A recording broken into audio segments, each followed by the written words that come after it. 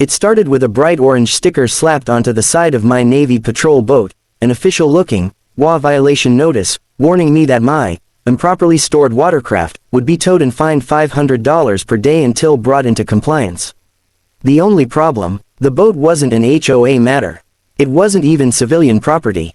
It was federal United States Navy property, assigned to me for reserve coastal operations, hauled home between inspections with explicit authorization, and still equipped with traceable serial plating and federal registry tags.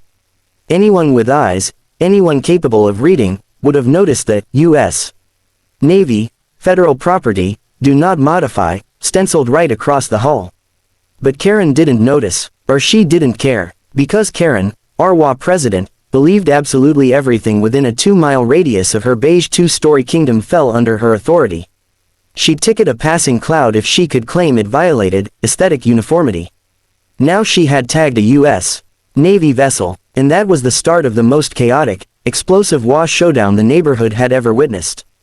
I had spent 10 years active duty, now serving in the Navy Reserve, maintaining a patrol boat used for training missions and joint state operations. I kept my life quiet and simple. My wife and I purchased the property here precisely because it was peaceful, structured, predictable. It stayed peaceful, until Karen became president.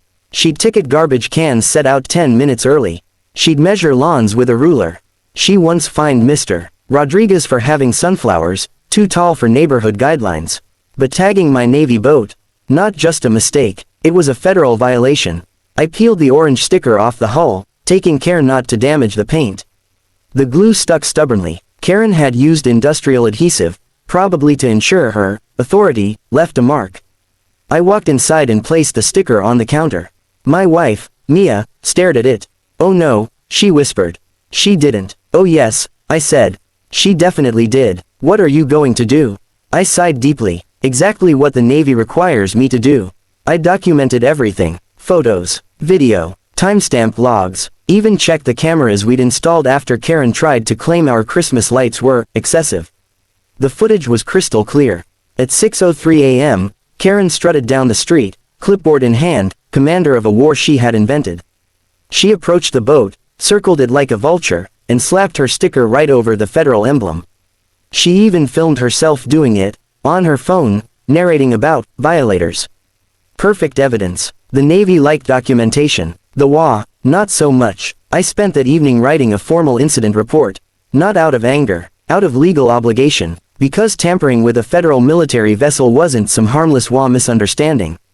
It was a felony. The next morning, I received an email from the HOA board scheduling an emergency hearing regarding unauthorized military equipment stored on residential property. Good. Let them talk. At 5 p.m., I walked into the HOA clubhouse. Half the neighbors were already there, hungry for drama. Karen stood at the front of the room wearing a smug smile and a lavender pantsuit that practically screamed, "I run this block." "Mr. Bennett," she began, "as president of the Whispering Hills Homeowners Association, I must inform you that your boat violates multiple guidelines. It's federal Navy property," I said calmly. "And therefore," she talked over me, "you will be fined $500 per day until removal." The room murmured. I could tell several neighbors already knew Karen had crossed a line. But Karen didn't acknowledge lines. She bulldozed over them. "Karen," I said, "you applied a violation notice to a United States Navy patrol craft. You vandalized federal property." "It's not vandalism," she said sharply. "It's enforcement. It's a felony," I replied. The room fell quiet. Karen laughed, loud, theatrical. "Oh please, your little fishing boat isn't. It's a Mark 6 patrol boat, federally registered, under military jurisdiction, and tracked by the Office of Naval Operations," I said, my voice steady. "And you slapped a sticker on it." "I tag everything," she snapped. "That's my job." Several neighbors covered their mouths to hide their reactions. "And I'm required to report tampering," I said. "Which I have." Karen's smile faltered. "Reported? To who?" "The Navy." From the back of the room, someone muttered, "Oh, she's in trouble." Karen pointed at me dramatically. "You cannot bring military weapons into a civilian neighborhood." "It's unarmed," I said. "And fully authorized. And I notified the HOA when I moved in." "You signed the file." Karen blinked. What?" I took out the packet. The original agreement from months ago, with her signature acknowledging understanding. She studied it, face flushing red. "This doesn't matter. She barked. You cannot keep that thing here. That thing, I said, is U.S. government property. And you damaged it. The board members whispered urgently among themselves. The oldest board member, Mr. Chapman, wiped sweat off his face. I think we should adjourn, he began. No, Karen shrieked. I will not adjourn. That boat will be towed tomorrow if he doesn't move it. You can't tow a Navy vessel, I said. But the Navy can tow you. The room exploded in murmurs and gasps. Karen slammed the gavel. Meeting adjourned. But it wasn't. Not for the Navy. The next morning at 9:15 a.m., a black government SUV rolled into the neighborhood. Another followed. Then a Navy security vehicle. And behind them, because the universe has a sense of humor, 2 MPs in uniform. Neighbors peeked through windows like prairie dogs. Karen came running out of her house in slippers and a bathrobe. What is the meaning of this? She demanded. The lead officer, Lieutenant Commander Reyes, didn't bother entertaining her theatrics. We're here regarding federal property tampering. He held up a folder. You are the acting HOA president. Yes, she snapped proudly. Mistake number 1, he muttered. Karen folded her arms. I'm not speaking to you until my lawyer is present. You're not under arrest, Reyes said. Yet, we just need a statement. She sniffed indignantly. I have nothing to say. Perfect, he said, writing that down. Refused statement. Karen paled. Then Reyes turned to me. Petty Officer Bennett, thank you for reporting promptly. Karen's mouth fell open. Petty Officer, I nodded. Reserve. Patrol operations. You didn't tell me you were military. She barked. I did, I said. Twice. Reyes inspected the hull, checking the adhesive residue. He shook his head. You weren't kidding. She really did stick something to a federal vessel. One of the MPs whistled under his breath. Karen stepped forward, hands trembling. I only enforced neighborhood policy. This boat, Reyes said icily, does not fall under neighborhood policy. It falls under federal jurisdiction. Karen tried to argue again, but Reyes raised a hand. Ma'am, you tampered with restricted property. That alone carries a maximum penalty of. Wait, she screamed. I didn't know. That's why we'll be conducting a full investigation, he said. And why you'll be receiving a federal citation today. Karen actually staggered backward. Neighbors came outside now. They pretended to check mailboxes or sweep porches, but everyone was watching. I felt a tiny spark of satisfaction, not spite, just justice. Karen had bullied these people for years. Now she'd finally hit something bigger than her ego. Reyes handed her the citation. You'll need to appear in federal court. Federal court, she squeaked. Yes, he said. Vandalizing government property is not handled by HOAs. Karen looked at me, eyes wide, tears forming. You did this to embarrass me. You did this to yourself, I said quietly.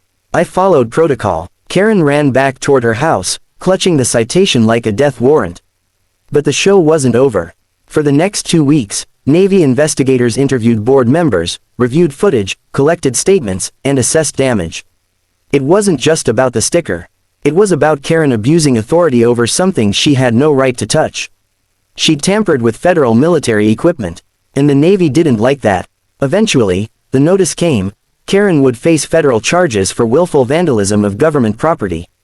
When the news broke, the neighborhood erupted. The HOA board held an emergency meeting again, this time without Karen. Mr. Chapman cleared his throat. Because President Karen is under federal investigation, she is hereby suspended indefinitely from all HOA duties. The room clapped, loudly. Karen wasn't present to hear it. She'd gone mostly silent, hiding in her house with curtains drawn. Rumors swirled. Lawyer fees, panic attacks, crying fits. I didn't participate in any gossip. This wasn't entertainment. This was fallout. Eventually, the federal court hearing came.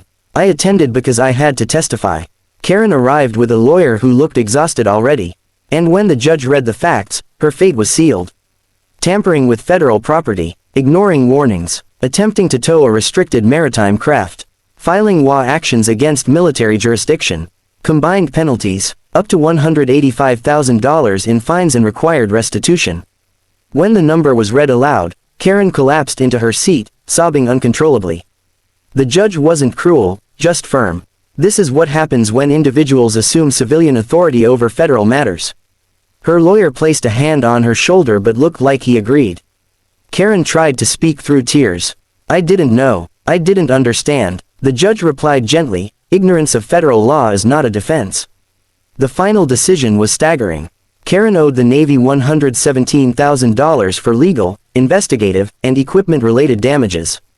The remaining amount, nearly $68,000, was personal penalties and administrative fines. $185,000. Her face looked hollow, all that power she used to wave around. Gone. After the hearing, as people filed out, she approached me.